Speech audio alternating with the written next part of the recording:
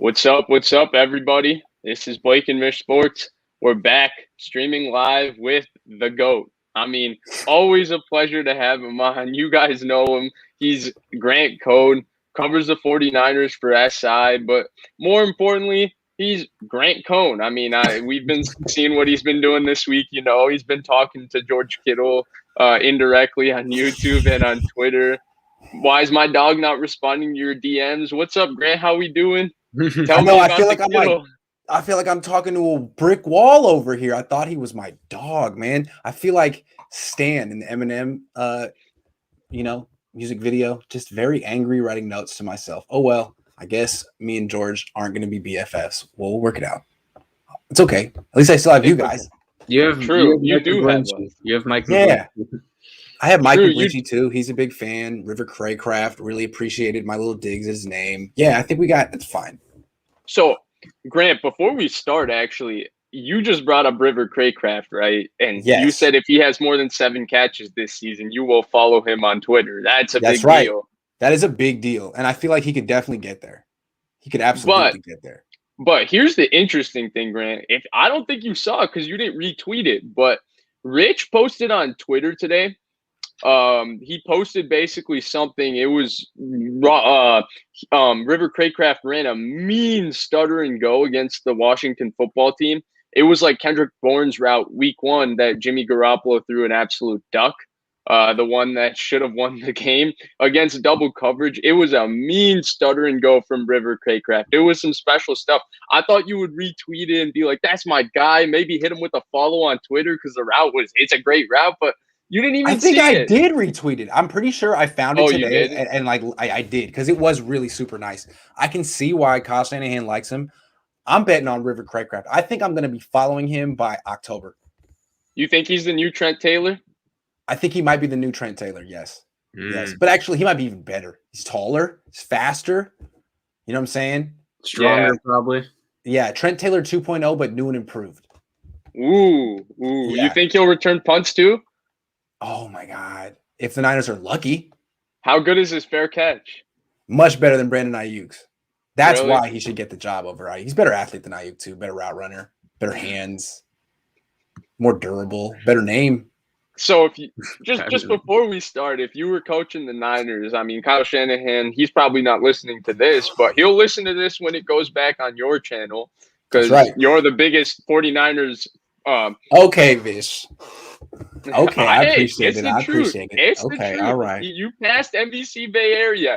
For those that didn't know, Grant has more subscribers than NBC Bay Area. So this is, I mean, for us, it's a huge deal to have. I'll let you toot the horn. I appreciate it. Thank you. Yeah, we'll toot it. But if he's watching, Ross Dwelley should start over Kittle and River Cracraft over Ayuk and Debo. I mean, here's the thing. I'm not going to say that you just insert him in the lineup, but when Ross Dwelley gets his opportunity, when he's the next man up, he's not going to give it back. Same with River. And the thing is, Debo, George Kittle, they tend to miss games. They better be careful. George better watch out because Ross is coming for you. I heard he's been bulking. He's been bulking. Grant. I hope he's not working out too much, but I think Ross actually has a good sense of what he's doing. So it's funny on a less lighter note because you've kind of made Ross Dwelley into a little bit of a meme just because you're a fan of Ross Dwelley. Yes. But the reality of the situation is I think that I personally appreciate this. I think Ross Dwelley is actually a hell of a backup tight end. I think they ask him to do a lot of different things. And I think he does a really good job staying healthy and fulfilling those roles. They ask him to do things he's not particularly good at.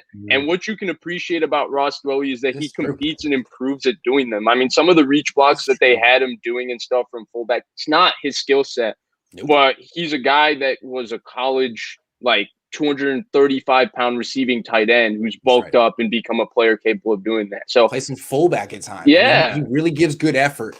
So when people say he's like a terrible blocker, no, I wouldn't say that. I mean, he gives good effort. He can be effective.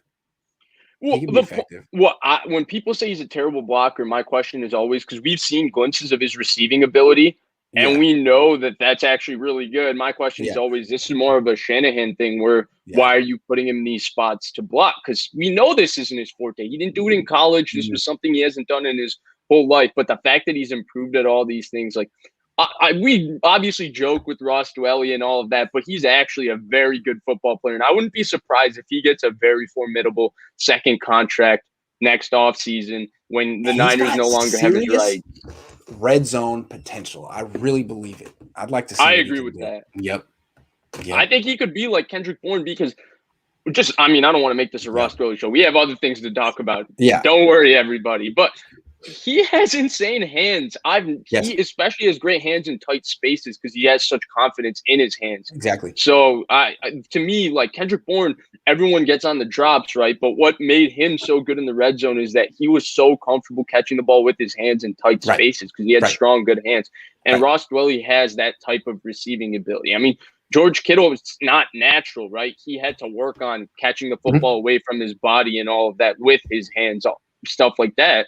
I mean, he dropped passes his first 2 years. Debo, I would say it's a little more natural, but it's sometimes he has to use his body and he doesn't have a large wingspan. Right, he doesn't have large wingspan. But Ayuk and Ross Dwelley, to me, are the two guys that if you're going to throw the ball in the red zone, they kind of. Yeah, agree. That's exciting. Hey, go Ross. Go Ross. Go Ross. Yeah, Ross. Wait, you're unlucky that the Packers don't have a Ross Dwelley backing up Bobby Tonyan. Dude, what do you mean? We have Jace Sternberger. Ooh. You forgot. Him and Kellen Mond did great things back in the day, man. Jace Sternberger was actually really a highly touted receiver out of Texas A&M. He just hasn't panned out because they took him in the third round. But no, it shows you how Kellen Mond makes players better, you know? It's funny. It's funny you bring him up with Kellen Mond because to this day, in my opinion, in college, Jace Sternberger was the best weapon Kellen Mond had by far. No question. He was amazing in college. He averaged like 17 yards a catch. Name another weapon he had other than Jace Sternberger. I mean, he had like Christian Kirk maybe for a year, maybe. No, did they? His freshman year, right? So, yeah, those two. Courtney Davis. Who the hell is that? No offense to Courtney Davis and his family who watched the show. I'm sorry, I take that back. But you know what I'm saying? All right. Yeah, I totally get it. Let's get into it. So before we start. Oh, and I want to say, Code, I got a name. It's not who you think. I got a name. You got a name. I got a name. All right. I'm in this. Sorry. Hey, just stay till the end if you want to hear the name that Grant Cohn has. I got a name. 7-11. We appreciate the contribution. Yeah, we really appreciate it. All right, let's get into it. So, Grant, something that we did on your show the most recent Monday is that we covered the cap allocation on how the 49ers have allocated their finances to their roster and how we felt they've done a really good job doing that. And we went through team by team in the NFC West and talked about how each of the other teams have done it. And our main conclusion was that when it comes to financially building a roster, the 49ers have actually done the best job in the NFC West. I mean, you got the Rams where they're spending a lot of money on a quarterback who's not even on their team anymore and frankly wasn't very good for most of his tenure on that team. You've got the Seattle Seahawks who, to me, they weren't spending enough money on premium positions. They were spending money on individual players who were all great players, but they didn't have enough money invested in both their defensive line and their offensive line outside of Dwayne Brown. And then you had Arizona, who we drew the conclusion that financially they've actually built a solid roster. They weren't really overpaying anybody or anything, but we felt that the Niners were paying better players when you go down the list of the roster than the Arizona Cardinals. Yes. So Blake and I, after doing that, which we really enjoyed, by the way, that was an awesome idea on your part. We wanted to do the same thing, but we wanted to do it against the top two teams in the NFC, right? So Tampa Bay, I think both of us, all three of us probably look at as the best team in the NFC right now and one of the 2 or 3 favorites to win the Super Bowl today. No question. So I look at Tampa Bay's roster and I think it's excellent. So let's go through that right now with the same exercise. And Grant, if you're ready, I'll go to you first. Otherwise, I'll go to Blake. And let's compare how the Niners and the Buccaneers have basically allocated finances down their roster and see who's done a better job between these two teams. Well, right off the bat, what I noticed about the Bucs is their top two. First of all, they have no one making more than $16 million.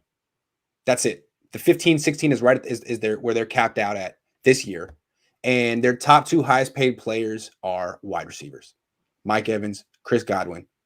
And they can do this because their quarterback, Tom Brady, is at 10.5. So that's pretty interesting right off the bat. Then you have guys on their line and Pierre Paul, Ali Marpet, Ryan Jensen, fairly fairly standard. Devin White, $8 million. That's a first-round pick. OJ Howard, that hurts. But yeah, I mean, it seems like the top of their salary structure is really good right off the bat. Agree. Blake? Yeah, so they're an interesting case, right? Like, usually you don't need to pay receivers. It's not really considered a premium position, yet their two highest paid players are the receivers, and you say, well, how do they do that? And you have to do a little digging, but Tom Brady's contract is kind of spread out interestingly, where if you got to look to 2022 and 2023, where he's actually getting paid more than he should, more than $10 million, because $10 million for Tom Brady is obviously ridiculous. But then, kind of like Grant mentioned, like once you get past those three, there's a lot of linemen: Jason Pierre-Paul, Marpet, Jensen, William Golston, Shaq Barrett, Vita Vea. And then you think about what they did in the Super Bowl. They dominated the Chiefs O-line, and then they dominated the Chiefs D-line with their offensive line. And it makes sense, right? Like they're most of their highest paid players are on the defense and offensive line. And it's so simple in the fact that, they're dominating the other team's offense and defensive line. Well, how? Well, they invest high picks. They got Wirfs. They've taken Vita Vea, and then they pay these guys. So I think that's really telling in how they're able to dominate both the offense and defensive lines. And it also helps that some of those guys are just absolutely insane. Like Shaq Barrett's pressure rate has been in the top 5 the last few years. Tristan Wirfs came in and was one of the best tackles in the league. So those things help and all that. But, they're drafting linemen high, and they're paying them to keep them around. Yep. Yeah, I think you both hit all the main points. The first thing, right, it's shocking to see a team in the NFL that we consider as the top roster or top 2 roster in the NFL, that their 2 highest paid in terms of number against the cap is their 2 number 1 and number 2 wide receiver, right? Real quick, who else does that? You know who else does that? Cleveland. Really? Oh, yes, right. Odell and Jarvis Landry. Yeah. It seems to be like the new wave. If you're cheap at quarterback, why not go big at wide receiver? Because going big is only 15 million, 16 million. It's not like 20. Right, but to be fair, Cleveland's gonna that number will rotate with Cleveland in 1 year with Myles Garrett's contract kicking in, and then Baker Mayfield's extension will change that. But you're right, that is interesting because I view Cleveland and Tampa Bay as the 2 best overall rosters currently in the NFL, and so that is interesting. But just going down the list, you talked about it, Blake, right? Their investment, when you go down their offensive line, Ryan Jensen is a good center, a very good center, a top 10 center, in fact. Ali Marpet is one of the best guards in the NFL. Tristan Wirfs, their first-round pick, he's highly paid. Donovan Smith, who I think is the worst player on their offensive line, but he's still a good left tackle in the NFL. A starting left tackle in the NFL. He's up there. Then you go to their defensive line. Vita Vea, monster. Shaq Barrett, monster. Ndamukong Suh. You just go down the list of all the players that are highly paid on this roster, and it starts up front with their offensive and defensive lines. And I am a little bit old school because everything I've learned about football, every book I've read, every coaching clinic and all of that, it always starts with you got to build up an offensive and defensive line to compete in the NFL. And that's what the Tampa Bay Buccaneers did. Now they have a quarterback who's cheap, right? Tom Brady's contract is just a ridiculous steal, as it always seems to be. And so the roster, when you go down the list, you see like names like Gio Bernard and all of them, and you're like, wow, Antonio Brown, and they're in like the 3-4 million. I mean, that's what I wanted to say. Yeah. Right. Antonio Brown is what against the cap? He's $3 million against the cap. And then Gio Bernard is $1 million against the cap, I think. That's all right. That's all just 3. Yeah. Right. Those are just massive bargains. But Grant, here's what I was really impressed by when I look at Tampa Bay's, right? We'll get into comparing it to the 49ers right here in just a bit. But what I did want to say is you and I talked about something on Monday, and we talked about the prime of a cornerback, right? Yes. You mentioned that you believe the prime of a cornerback is really 20 to 27. Like after that, it's really tough to rely on their body once they get the second contract, all of that thing. Yeah. Well, Tampa Bay subscribes to that same exact mentality. Yep. If you go down their list, all their secondary players do not cost a lot against their cap. But the thing is that all their secondary players are below 25 and highly drafted players. Yeah. Antoine Winfield Jr. was a high second-round pick. Sean Murphy-Bunting was a high second-round pick. Carlton Davis was a high second-round pick. And so when you look at that, And then the fact that they then pay all their defensive linemen, who most of them they signed, right? Shaq Barrett was a signing, and Ndamukong Suh was a signing. They didn't draft any of those guys outside of Vita Vea. Yep. So when you look at that roster construction, to me, it's interesting because it builds on the topic that we were talking about on Monday. And it makes sense if you look at signed D linemen. I like that. Makes sense. Right.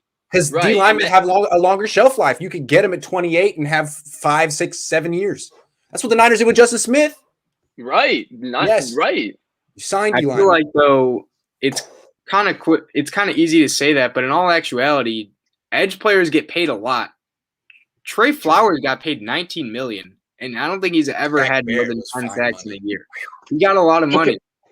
But what I will say is that I do think we see more bargain edge rushing signings over time that build up to being great players. Like, do you remember when Seattle stole Cliff Averill and Michael Bennett in the same offseason? Yep. Like, we can talk about the Legion of it was this same exact roster construction. Exactly. Justin Houston's available right now. Cam Chancellor was cheap, right? Earl Thomas was cheap. Richard Sherman was cheap. And then they were paying, in terms of relative to the rest of their defense, they were paying Red Bryant and Chris Clemens. And then they were paying Cliff Averill and Michael Bennett. And those guys they drafted was Bruce Irvin.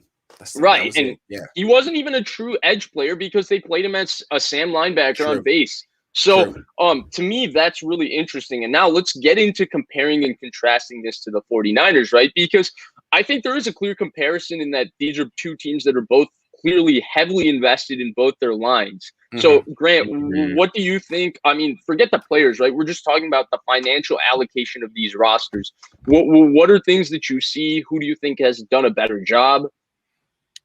Yeah, I mean, I'm looking for – there's not that many players who are overpaid on this roster. OJ Howard is one. That's $6 million that they don't really need to be spending. Maybe William Golston, but honestly, they have mostly bargains on their roster, and it seems like it's pretty apparent that they have an extra $17 million that they're working with here that the Niners don't. That's the difference between Brady and Garoppolo. It's just a better roster. I feel like it's a cut above what the Niners have, and to understand why is just to look at the fact that they don't have anyone making $27 million. Not anyone. No one even close. The highest is Mike Evans at 16.6. So that's a big advantage for this team. Like, there's no D Ford in here. There's no Jimmy Garoppolo in here. Yeah, that's a good point. I keep saying this and keep looking, like, all these guys' cap hits just bump crazy next year. Like for Donovan Smith, for Levante David, Shaq Barrett. I think that's kind of the main key, and that they've backloaded a lot of their contracts. And that's why, like, this year, it's just like Levante David for $3 million. Like, that might be one of the best contracts in the whole league. Exactly. But then you see it obviously bump next year. But what I'll say in compared to the Niners is that, yeah, the Niners are paying a lot of defensive linemen, Armstead, Bosa, Ford. But I feel like they're not maybe producing as much as the high-paid Buccaneers D linemen.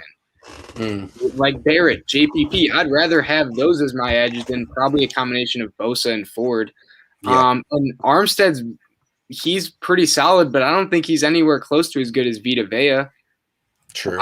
It's just they have the right strategy, right? They're paying their offense and defensive linemen a lot. Like, going with the offensive line for the Niners, Trent Williams, Laken Tomlinson, McGlinchey, they're highly paid. But they're simply just not as good as the Tampa Bay O-linemen that are paid a lot. And I don't say that the Niners contracts are bad by any means. I think Williams getting like $10 million this year, like that's insane. It's just that's great. The Buccaneers, they have Wirfs who's at really high level and he's getting paid pennies. And then you have Jensen getting paid like what, $10 million? I think he's maybe a little better than some of the interior guys on the Niners. So they both have a similar strategy. It's just the Buccaneers guys are just flat out better talent-wise. But I think that's a testament to the Niners, honestly, that they have the right strategy. They're allocating their money in the right places. Maybe it's just not paying off, and that'll happen. You know, it's football. You can't count on someone's health to always be what it should be. One thing real quick, the Antonio Brown at $3 million and Gronkowski at $3 million, only for Brady. That's the Brady. Right.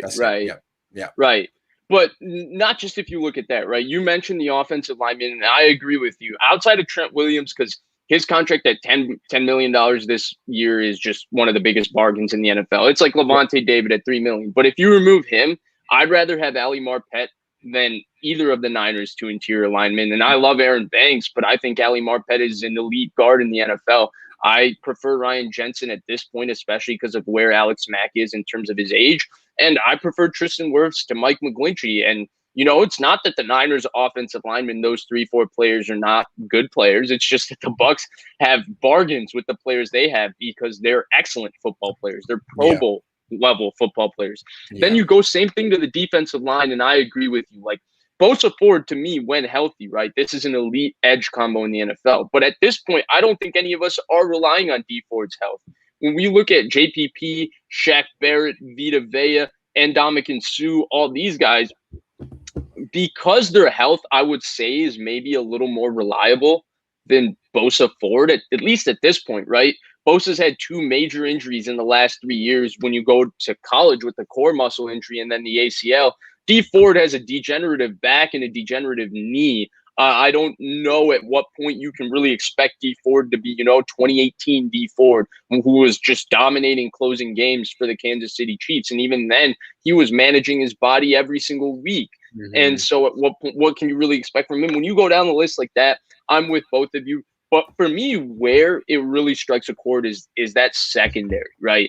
Because both of these secondaries outside of Jimmy Ward and Jason Verrett for the 49ers kind of fall into the lesser paid players of the position of the teams, right? These are players that are paid amongst like backups, right? Like a couple players, starters like Jordan Whitehead played a lot for the Tampa Bay Buccaneers last year. His cap hit is right around where Blaine Gabbert's is on their roster. And Blaine Gabbert won't play a minute next year, but he's going to be $1.5 million against the cap, right? So where that secondary and where I think there is a roster difference is the fact that forget like the safeties, right? Because I think Ward and Tart is a little better safety duo than Winfield and Whitehead, even though I love Winfield. I think he's going to be really, really special.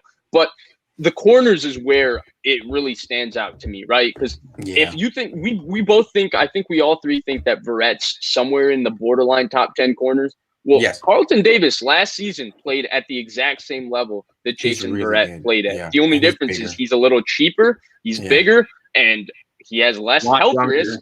And he was he locked up Michael Thomas. But and he excuse me, I forgot what I was gonna say, but he is less of a health risk, and they don't have to pay him as immediately as the Jason Verrett contract is coming up. And then the other thing is actually, did he get paid, Carlton Davis, or will he get paid next offseason?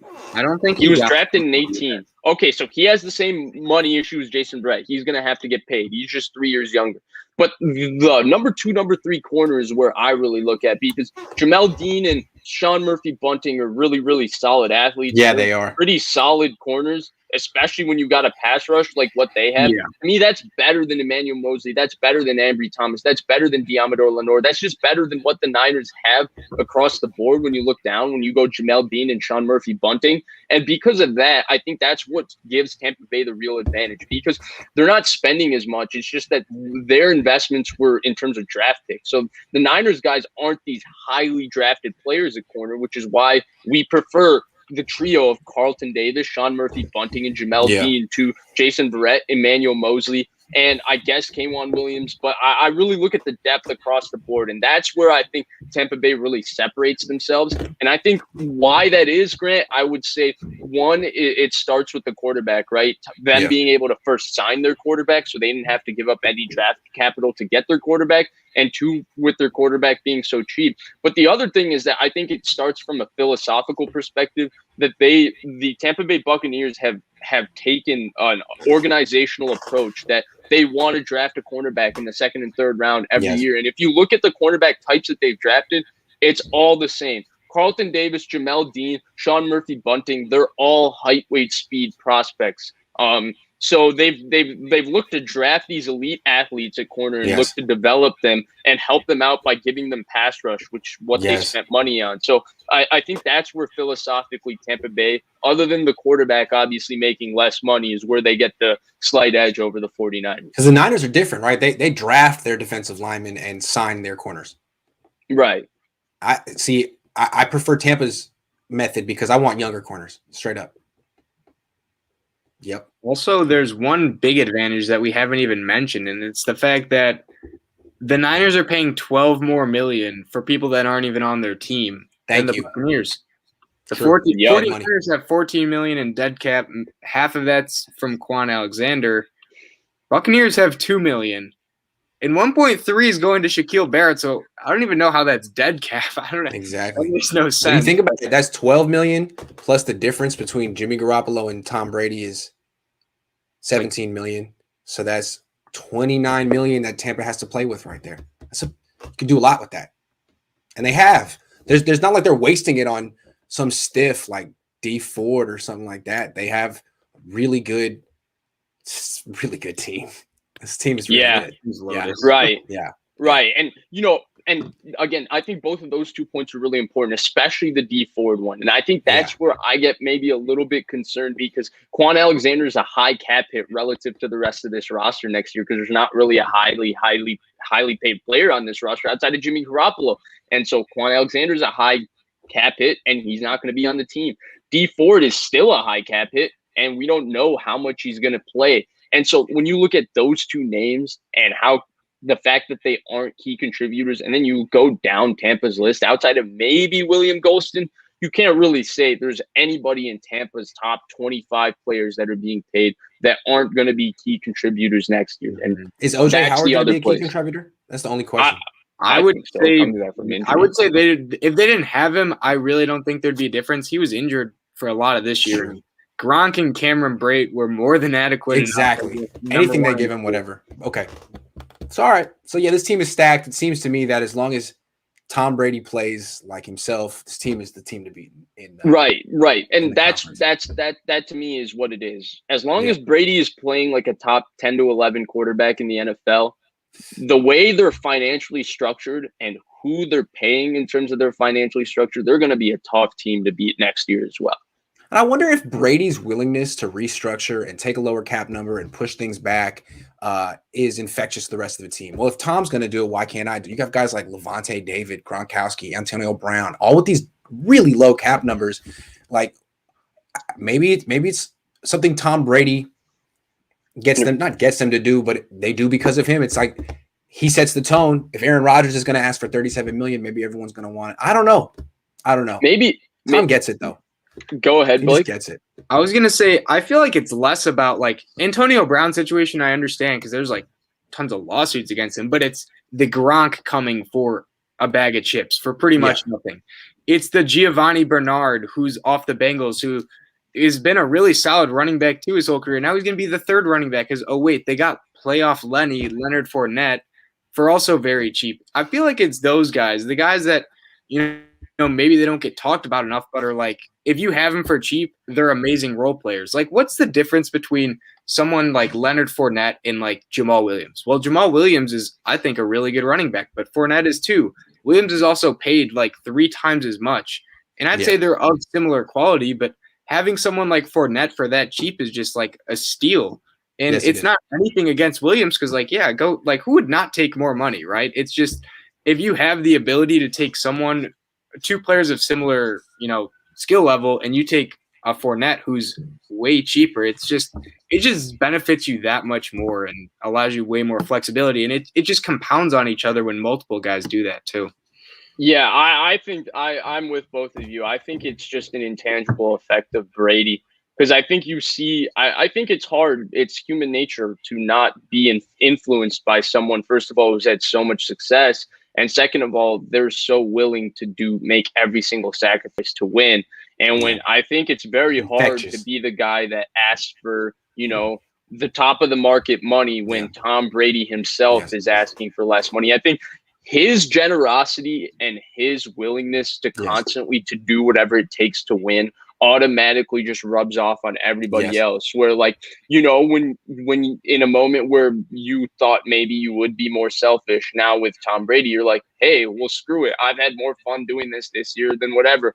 Let me sacrifice a couple $1 million. And, a couple $1 million is a ton of money, but I feel like he just has that sort of presence where you feel like as long as you're with Tom, it's okay to not have that couple $1 million. I've never seen a player see the big picture, a great player see the big picture better than him in any sport. I mean, it's like he runs the whole organization from the front office to the coaching staff. Like, he just brought this whole culture with him to Tampa. Bruce Arians doesn't even try to take credit. And Arians is a good coach, but he's just like, come on, it's freaking Tom Brady, man. What am I? I'm not competing with that. I think it's cool. All right. So, Grant, we know you got to go in a little bit, so we got to move on and get a little bit going a little bit. So, my man, Chris Royal, first of all, appreciate the donation. There's a first time to start, and we really appreciate it. It's really nice of you. And he asks, if we move or cut Jimmy, who are some free agents that we could bring in to bolster our roster? Grant, I'm going to kick it to you because this is a topic you've been talking about very recently. And there's one name you've been preaching, and I agree with that name. So I'm going to kick it to you to mention him. Yeah, I think it's a no-brainer. Justin Houston. I think Justin Houston is having a Hall of Fame career. I mean, he's got almost 100 sacks. He's, I think, not even 32. He might just be about to turn 32. He had 9 sacks last year. He had 9 sacks the year before that. He's incredibly efficient. He had a couple of years where he was hurt, but every year that he's been healthy, he's been good. He's been healthy the last few years. He's waiting for the right, offer.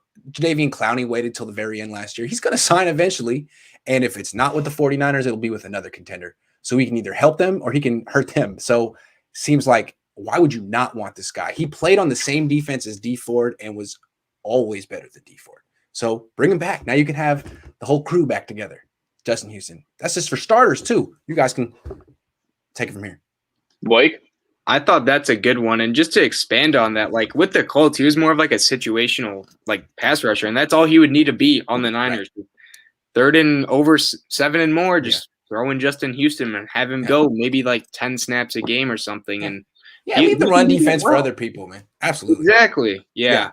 So the name I was thinking of is, I'm surprised this guy hasn't been signed, but he's a safety, which I think would help a lot. And that's Malik Hooker. Now, he's more known for just being a single high safety and just more of a deep ball hawk. But I thought he played pretty well on the Colts, and they switched up their defense to something he's not as accustomed to. And he also had injury problems. But I think as a ball hawk, he would be a solid get for the Niners, and he would not be overly expensive if he's still a free agent at this point. And we all know the Niners are about 1 or 2 injuries away from their secondary being pretty depleted. So I think adding another guy, especially of his caliber, would be a really good get. Yeah, so real quick on Hooker, because I actually agree with both of those positions, and I think those are the 2 things that need to be addressed. They need to get safety, and preferably a guy who has the range to play single high, because to me, there's only 2 safeties on the roster that currently have that range, and both of them are injury risks in Ward and Tart. My thing with Hooker is that I just think he's not a good enough run defending safety for the 49ers liking. And part of the reason, Grant, you were banging on the table, why isn't Tarvarius Moore getting in the game? Boom. They preferred Marcel Harris because Tarvarius Moore struggles at closing angles in the run game. Malik Hooker, if you watched him at Ohio State, he looked a little bit kind of like Ed Reed, the way he was baiting quarterbacks, the ball skills, the range he showed. But he was horrible at defending the run. John Gruden said he wouldn't draft Malik Hooker in the first round because he thought he was so bad in the run game, the angles he took to the ball and all of that. So, but for the role that Blake is talking about, I agree. Sign Malik Hooker, because to me, I'm a fan of the 3 safety lineup for the 49ers. What about Earl Thomas? I think he's done. Is he done? Okay. I think so. Okay, it seems like you would think, right? Just throwing that out there. Never mind. Personally, think he's done. Personally, think he's done. Fine. But I do want to touch on the name that you touched on, man. Justin Houston. To me, that's the guy that they need to sign.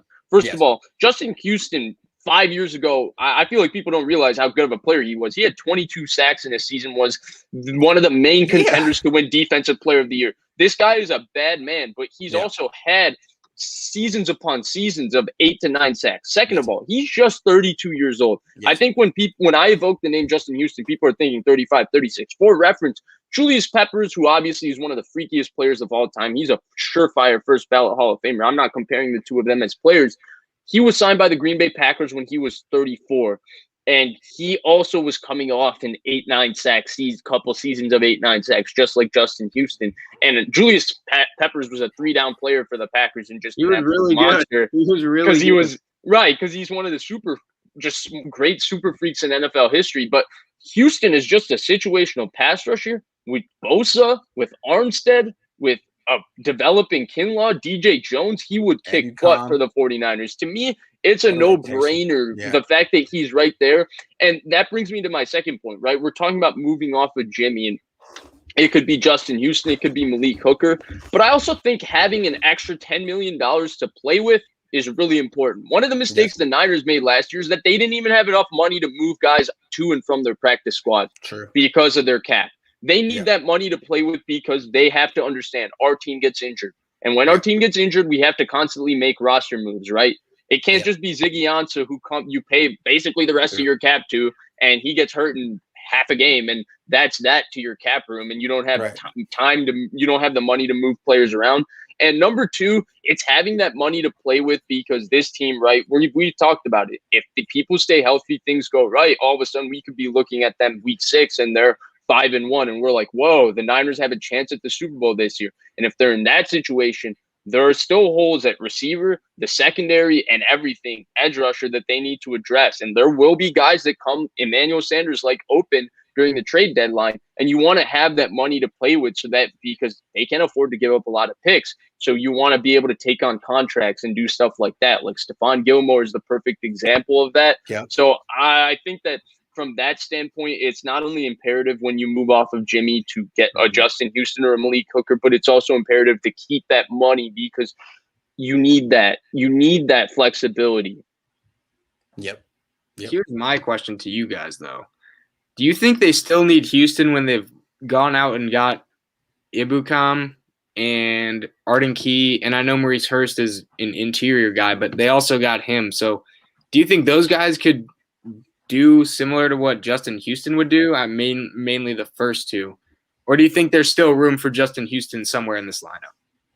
Why not have a 3-man rotation of Bosa, Ebukam, and Houston from the edge? I mean, what's wrong with that? Like, Green Bay has a 3-man rotation. They got Gary, Preston Smith, Zadarius Smith.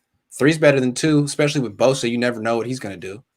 That was gonna be my point. Bosa, to me, this defensive line looks great if all these guys are playing next to Bosa. They don't have another guy. D Ford's the other guy, but D Ford is injured. They don't. And Eric Armstead is the other. Eric Armstead does win by himself. He can't finish plays without other guys around him. That's his problem. So Bosa's the only guy who can win by himself. They need another guy who single. If he gets one-on-one with a tackle and Bosa gets a double team or something, he can go win on the edge, and that guy is Justin Houston. Ebukam is a great guy to have if you have Nick Bosa generating pressure. He'll get there eventually, and he's a high-effort player, and he's a very versatile player. But he was relying on Nick Bosa. Javon Kinlaw, to me, based on what I saw his rookie season, I'm more bullish on him than Grant. But to me, a lot of my optimism about him is that he's going to play next to Nick Bosa next year, so that'll automatically make him look better. But overall, because of that, and then Arden Key, look, I like Maurice Hurst more than I like Arden Key.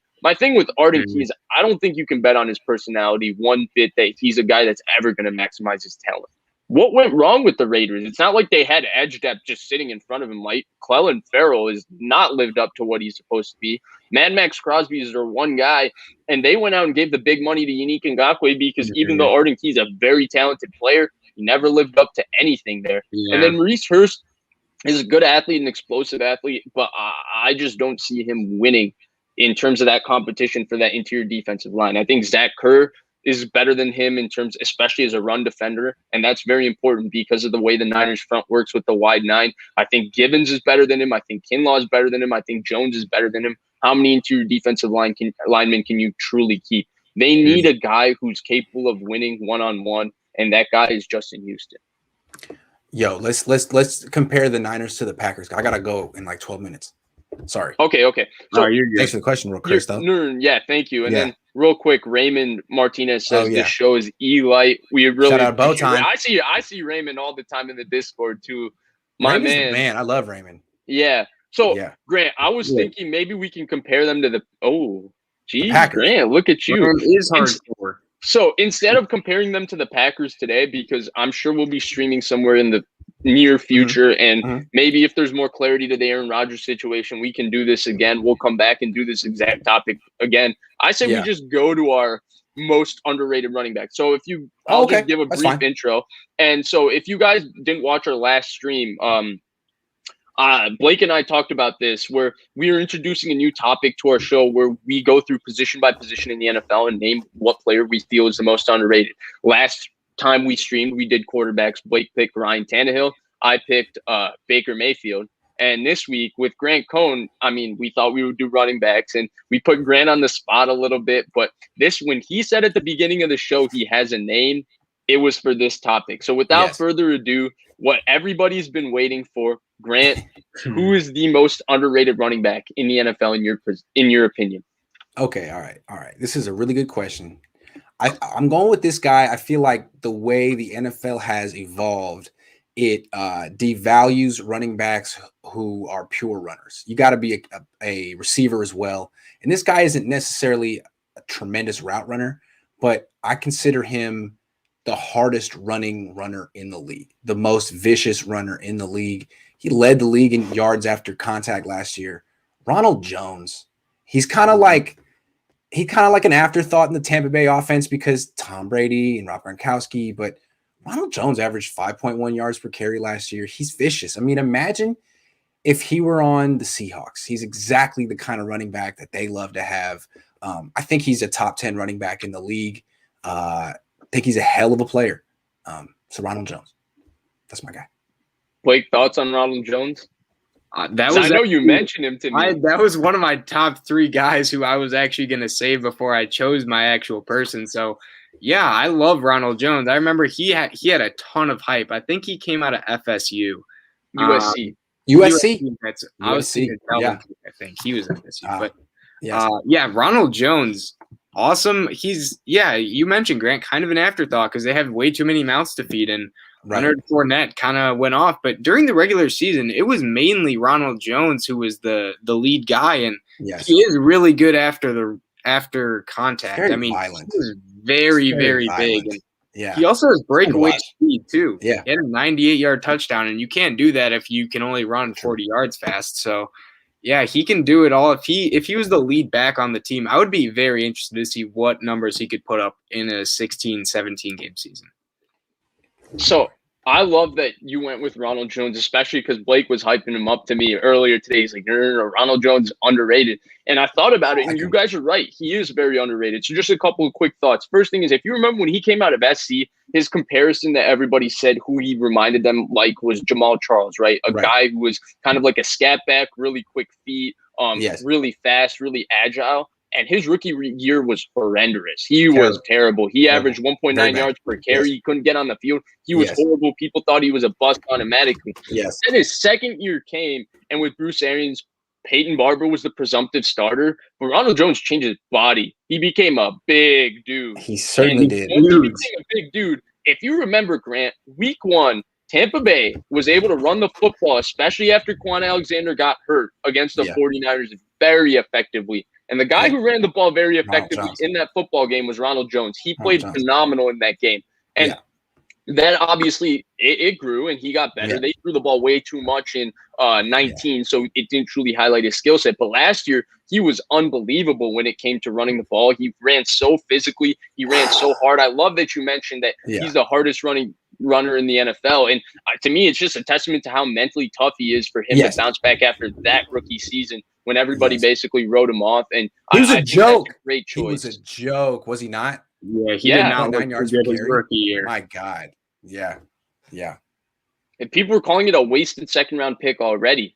When I see him, though, I think, man, that guy is 6'2", 225, but he's not. He's like 5'11", 208. I mean, he's a little got that Jeff Wilson Jr. thing where you think he's way bigger than he is. Yeah. He looks like LeGarrette Blount out there. He's not even that big. He's massive. Yes. He is huge. He's huge. And the weird thing is because his body is so well put together and because he's got incredible burst, I personally, one of the running backs I saw when I was watching Trey Sermon was Ronald Jones, given how hard they run. He's not as fast or as agile as Ronald Jones, but that initial burst, Blake loves talking about Trey Sermon's burst, but that initial burst is Ronald Jones like. Dude, I love how Don Burr is in every comment section. What are you going to do when the game is over, man? Are you still going to be here talking when the game is over? Or are you just going to go to the next team? I think it's just tremendous dedication. Tremendous dedication. Yeah. Don Burr's the man. You gotta respect it. And everyone's always mad at him. It's like he's like basically your brother at this point. You hang out with Don Burr more than your best friend. So why don't you just learn to love him? Detroit versus everybody. So okay, who you guys got as your most underrated? All right, let's go to Blake. Blake, who's your most underrated running back in the NFL? All right, so this is a guy, NFC East. He played against the Niners this year in an infamous Sunday night game early on in the year for the Eagles, and that's Miles Sanders. Averages 4.9 yards a carry. For some reason, Doug Peterson just hates giving this guy like more than 15 carries. I don't know. It's once Miles Sanders gets 15 touches, he's like, all right, we cannot let him touch the ball anymore. But super effective, really good receiver. I don't know why he doesn't get the ball more because they don't really have good receivers whatsoever. They don't really have any weapons besides him. And he ran behind a devastated O-line last year, losing Brooks and then Dillard, I believe. We were both out. The only guy was Lane Johnson, and they get those guys back next year. So I think they'll be able to run the ball a lot more, especially with Hurts kind of taking some pressure off him in a read option game. So I like him a lot, and I think he's going to be someone who goes a little under the radar before the season starts. By far the best athlete on that offense, no? Yes. Mm-hmm. Yeah. Really. Well, Arcega-Whiteside maybe, but. I mean, he wasn't that much. I mean, he's like in the same class of athlete as Saquon Barkley almost, right? No. Kind of. I think maybe Shady McCoy above, but yeah. He's like if you downgraded everything a little bit, like a little bit. But they went to the same school, no? Yes, they did. They went to. He went to Penn State. What about Shady McCoy? Do you think he's that agile? I can see that. I don't know if he's as shifty as Shady McCoy. Shady McCoy could cut on a dime. Maybe in terms of speed, size, that clump. Yeah. Obviously, Shady McCoy's agility was different. But Grant, any thoughts on Miles Sanders? You got to see him live week 4 this year. I think he's really good. I think he's been kind of held back by the fact that there's nothing on that. That team sucks. We were going through like the best rosters in the league earlier, the Niners and the Bucks. Go through the Eagles. That team is terrible. So, I mean, there's not much that he can show. Yeah. Agreed. And I actually think they have a creative run game. Like, I think Doug Peterson had a lot of variety in his run game, especially when you include that he has a lot of variety with how they run RPOs and stuff. It's just, it didn't suit, Carson Wentz, who his quarterback was. And for whatever reason, as Blake said, he didn't use Miles Sanders enough. Like, Miles Sanders' receiving ability was just an untapped potential that existed on the Philadelphia Eagles last year, but wasn't used. I mean, this was a guy who, as a rookie, was arguably their best receiver. Could we say that? Mm-hmm. Are there any Alshon Jeffrey fans, Aguilar fans in here? They were sweet in 2017, but they were off the cliff. And when your best receiver is your running back, you suck. It's not his fault, but you gotta have more than that, and that's where the Eagles are. Right, he's a hell of a player. They need more.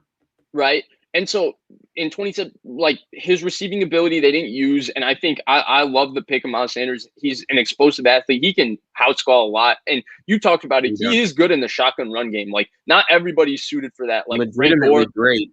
Right, Frank Gore's shotgun run game was never his forte, but Carlos Hyde, on the other hand, he was much better in the shotgun run game than he was under center. And so Miles Sanders is suited for the shotgun run game, and he'll be fantastic in the read option with Jalen Hurts next year. I truly believe that.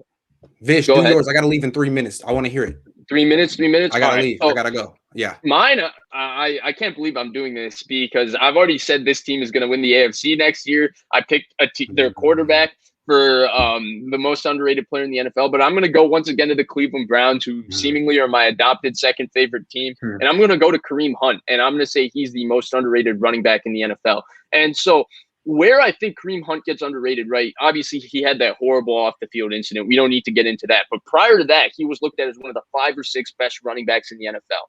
After that, last year, to me, he was the same exact guy.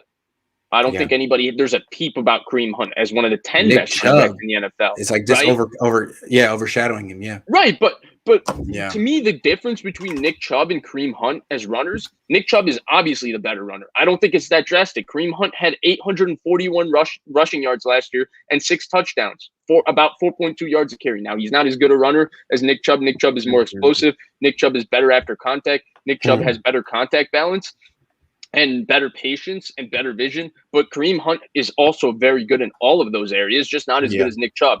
Where I think he separates himself, and I think he's actually better than his peer Nick Chubb in this particular area, is that he's a hell of a receiving back.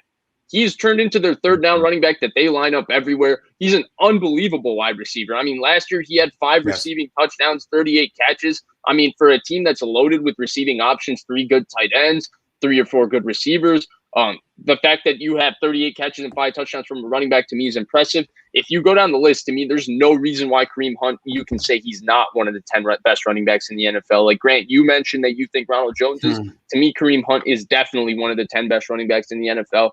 Obviously, his off-field incident was horrific, but at the same time, I don't understand why the dialogue or the conversation around this guy is now like, oh, he's Who thinks better, running Kareem back Hunt or Ronald Jones? I think Kareem Hunt's better. I think it's close. I think it's It close. is very close. I think it's To close. me, the receiving, because Ronald That's Jones fair. isn't the greatest of receivers, but That's true. Kareem Hunt's a very good one. I can see that. Guys, I gotta go. Sorry to do that, but this was a lot of fun. Let's do it again. This was a lot of fun. I'm going to something called the Colombo Club. It's an Italian men's club. My mom's Italian, so my brother signed up. He was my half brother on my mom's side, and it's an Italian men's club, and you go and like eat pasta and stuff. It's mostly people in their 70s and 80s, but we go and have a good time. So peace. Have a great time, Grant. We'll definitely get you on soon. I'll see you Monday, but we definitely got to get you on sometime next week. Of course, always a pleasure. Packers. Definitely. All right, guys, take care. Right, see you. Thank you. Well. Oh.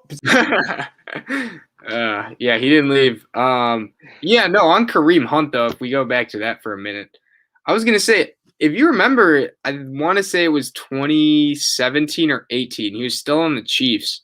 He was viewed as a top 5 running back. And I don't think he's really, like, maybe he's gotten a little worse, but it's tough to say. It's actually tough to say. And it's not like the system he's in is much worse. He's behind the best O-line. If he was given more opportunities, like if Nick Chubb just didn't play on this team, I would be very interested to see what he could do for the Browns. Me too, because you're right? He was one of the top 5 running backs. He was regarded when he was on the Chiefs, right? It was everything, right? Because he was a beast for fantasy too. He was a beast for fantasy, but that's besides the point. Like Kareem Hunt, everybody said, like, yeah, this is one of the best running backs in the NFL. I don't know why the conversation changed, but to me, he remains right there. Like, to me, nothing has changed in terms of his talent and ability. Now, what he did was horrific, but we're just talking about him as a football player. Talking about him as an NFL player. Yeah. And I think what's weird too is he actually did get that opportunity for, I want to say 4 or 5 weeks this year, where he was the lead back. Chubb was injured in the middle of the season. And I think a lot of those games are in like the monsoons, I guess you would call them, where the weather was just like horrendous. But I'm with you. I would love to see him just no Chubb. Maybe they have some complimentary backup that comes in occasionally, and he's getting like 70% of the carries. He could dominate. He would dominate. I am fully on board with that. The thing with me is I don't know if he'd still be a top 5 because I look at the top 5, 6. I think they're pretty set. I think Aaron Jones is right there, 7, 8. When you throw in names like Joe Mixon too, it's hard to put him there, but I think it goes to show how many more running backs have really popped off in the last maybe 2 years. Because the running back scene changes a lot. I mean, 3 years ago it was Le'Veon Bell, David Johnson, and Todd Gurley. Those guys are, for the most part, afterthoughts now, which is hard to believe. Right. But that's how fast the running back cycle is. Right. They're not even in the top 25. They're not even on teams. They're not even rostered besides David Johnson, who's behind like – They just have a bunch of random running backs that the Texans put. They saw rankings 3 years ago and they signed all the guys they could. Right. I mean, look at Zeke, right? 2 years ago, if you had a top 5 running back list and it did not include Zeke Elliott, you were crazy. Now, if you include Zeke Elliott in a top 5 running back list, you're crazy. But just to elaborate on that, to me, I agree with you. Even if he was still the Chiefs guy, to me, the 6 guys at the top of the NFL are kind of set in stone, and they're just better than when he was on the Chiefs. When you go Nick Chubb, when you go Saquon Barkley, Dalvin Cook, obviously Derrick Henry, Christian McCaffrey, and Alvin Kamara. To me, those 6, and then I'd probably put Aaron Jones 7. But 8 to 10, when you talk about Mixon and you're talking about Josh Jacobs and Chris Carson and Ronald Jones, he's right there with all of them to me. Agreed. So I think that is that topic, but I think we could stick around for a minute or two if you guys do have some questions. And here's this. What are your thoughts on Vish? I think that's part of why catching ability is a big time now big ability to probably extend an RB's career. What are your thoughts, Vish? Would you agree with that or no?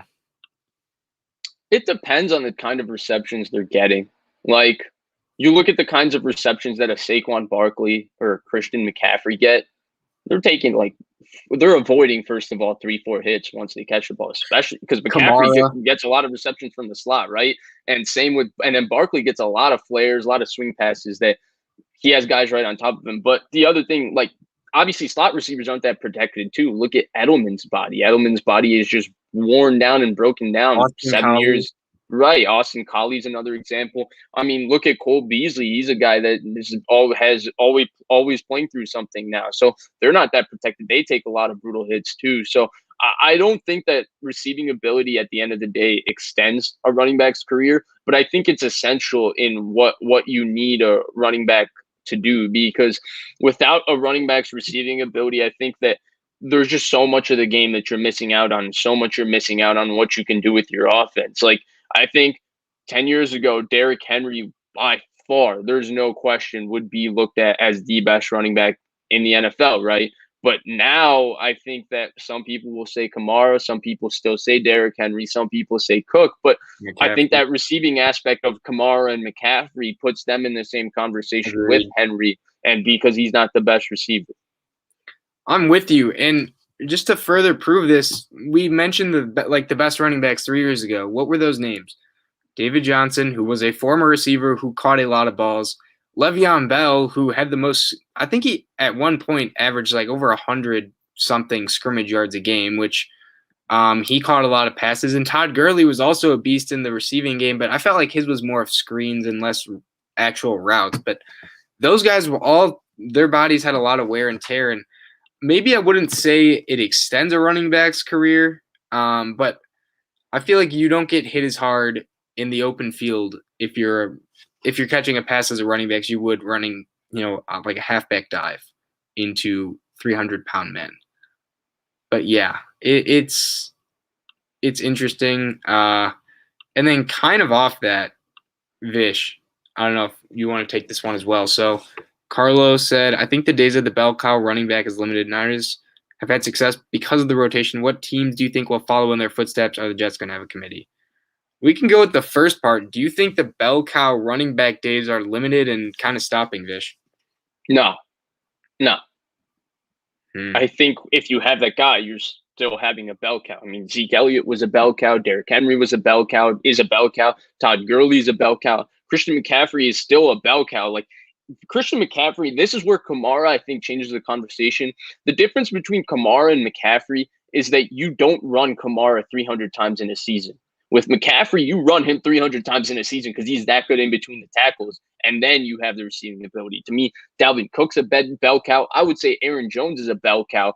Overall, you go down. Joe Mixon, to me, is a bell cow. You just go down the list. I think Nick Chubb is a bell cow. I think that the bell cow running back still 100% exists. I think doing this running back rotation, it all depends on how you structure your offense, right? New England's been one of those teams that's been able to get away with four really different running backs who have a different skill set every single year.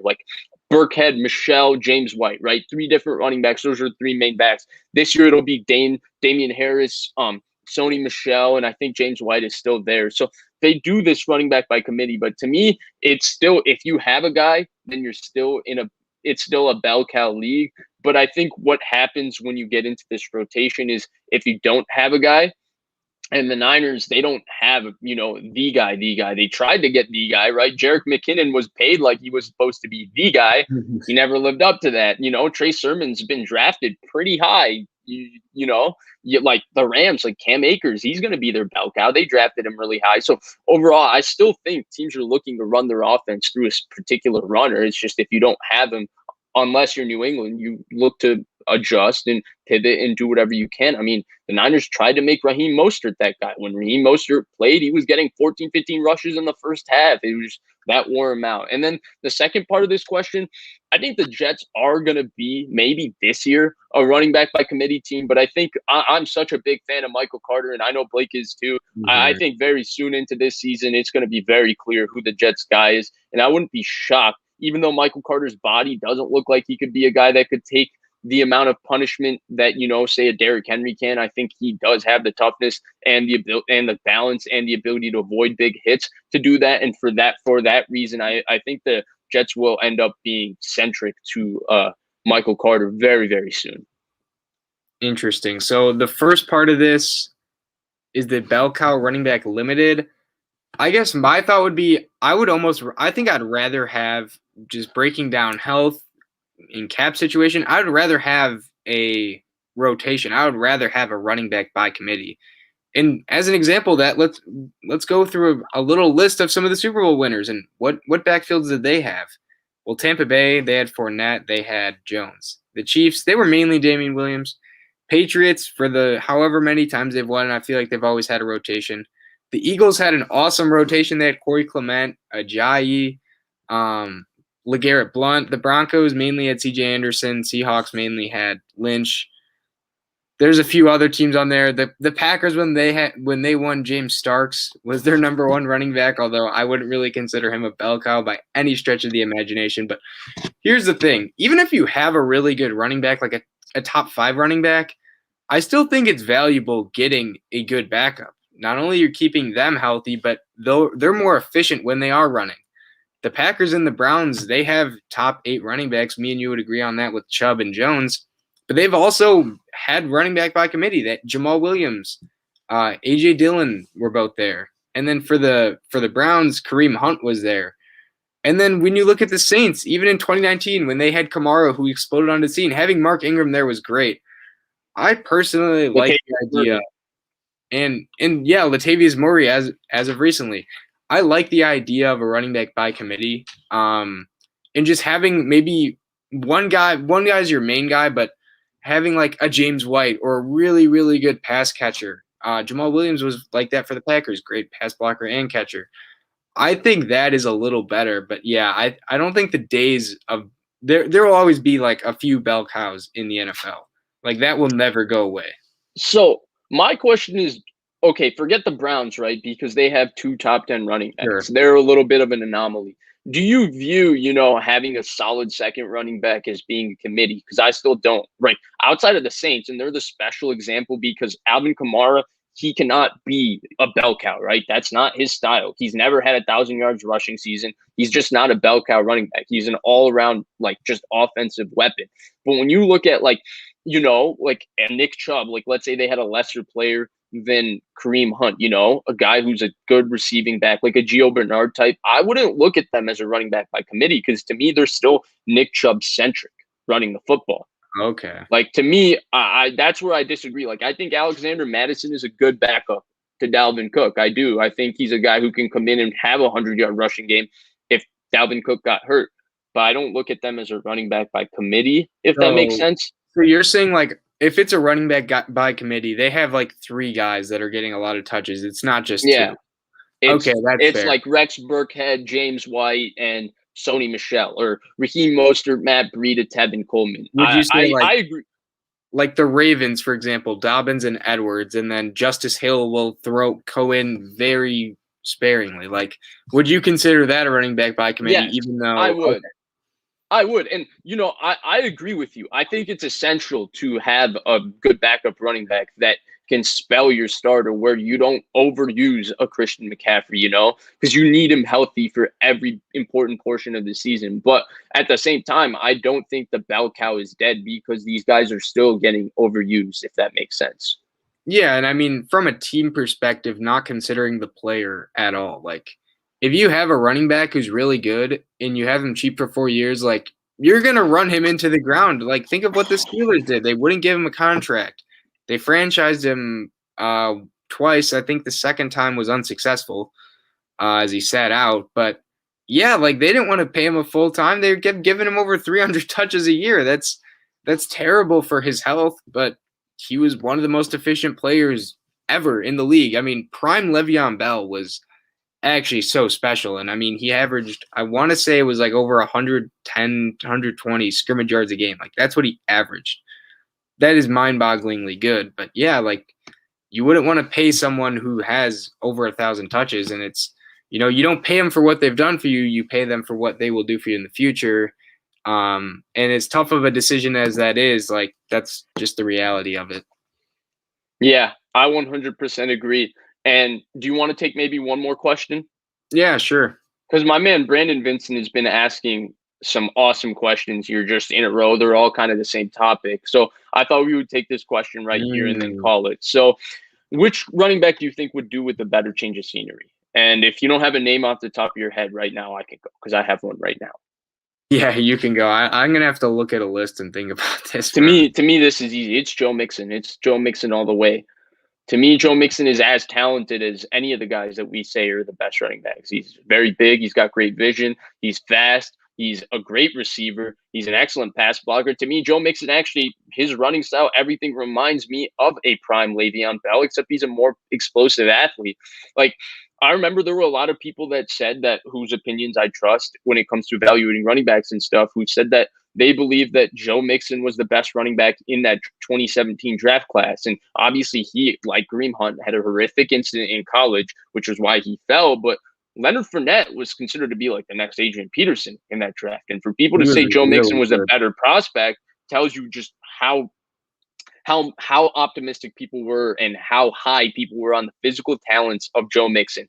And to me, Joe Mixon, first of all, they have a horrible offensive line. It's a pathetic offensive line. It is not good. To me, Zach Taylor, not overly creative in the run game. And to me, he removed his run game to try and just let Joe Burrow play in a shotgun style where Joe Burrow can evaluate coverages and understand where to go with the football, which is great because it utilizes Joe Burrow. But you're dropping your rookie quarterback back 45 times a game, and you're not using your running back, who's one of the best players on your team, if not the best player on your team. Three, I don't think he used him well enough as a receiver either. To me, Joe Mixon is a matchup nightmare. He's an excellent route runner, and he's got great hands, and he's terrific after the catch. To me, all of those things were not utilized by Zach Taylor. You put Joe Mixon on, like, say, the 49ers. To me, Joe Mixon wouldn't just be looked at as, a good running back. He would be looked at the way Dalvin Cook is looked at, the way Nick Chubb is looked at, the way Saquon Barkley. These top guys are looked at. That's how talented he is, in my opinion. And therefore, that's why, to me, Joe Mixon could do with a massive change of scenery.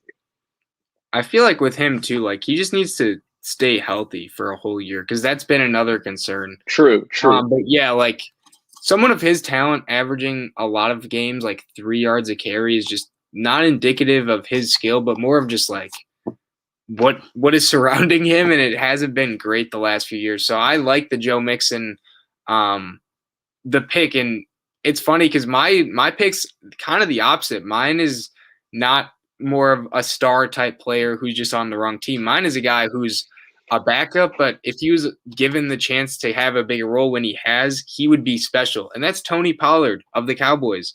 I mean, we saw what he did when Zeke was out. He looked like Barry Sanders against the 49ers on that one run. I mean, he was throwing dudes off of it. He's always don't remind me of that. Every time he comes in, it's like Zeke will run for 2, Zeke will run for 1. And I know he's the change of pace back and he's, maybe getting more favorable boxes, but Tony Pollard was much, much better statistically than Zeke, and he has that speed. I think he's a pretty solid receiver too. You put Tony Pollard as the main starter on that team, and I don't think there would be a huge significant drop-off like everyone would believe there is. He just needs a chance, and I don't know if it'll be on the Cowboys, but he needs it somewhere because he is a really talented running back. Yeah, I agree with that. I'm 100% agree with that. You mentioned, right? He just looked better than Zeke last year. Zeke didn't look Way more explosive. Right. Zeke didn't look like the same explosive athlete last year. And when Tony Pollard came in, you could see the suddenness, you could see the explosion, you could see the balance, you could see all of those things. So I agree with you. I'm not sure how long it would be, but you just brought up Miles Sanders as the most underrated back. To me, Tony Pollard has that type skill set. Now, is he as good as Miles Sanders? Probably Miles not. Sanders is really good, but Pollard's also Yeah.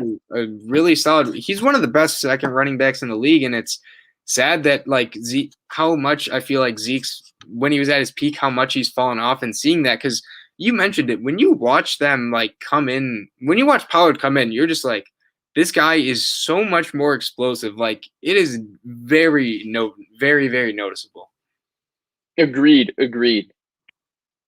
So I But think that was a we've good reached the question, end. Brandon. Great question, Brandon. I think we've reached the end, guys. We really appreciate all of you guys sticking with us. We also appreciate, of course, Grant, as always, coming on with us. You know he's the best. If you don't already follow him, which I'd be shocked if any of you guys don't. It's a must. You must subscribe to Grant Cohn on YouTube. Like, it's the best subscription if you're looking for 49ers news. Definitely. But we appreciate all of you guys for joining us. Please like, subscribe, share. And we will definitely be back very soon, and hopefully with Grant very soon, where we can talk about finances again and go down the 49ers and the Packers. Otherwise, Blake, you have anything you would like to add? No, hopefully we're going to be streaming this weekend with Nolan, for those who know him, but he's a basketball expert, and we're probably going to be covering some NBA playoffs. So, and to this point, we're going to be posting these clips individually too. So if you guys don't want to have to, listen to me, Vish, and Grant talk about Ross Dwelley for 5 minutes at the beginning of the episode, you can just watch those clips as they come out within the next few days. So thank you guys all for coming by, and more rankings and more NBA with Noel will be out in the very near future. Thanks.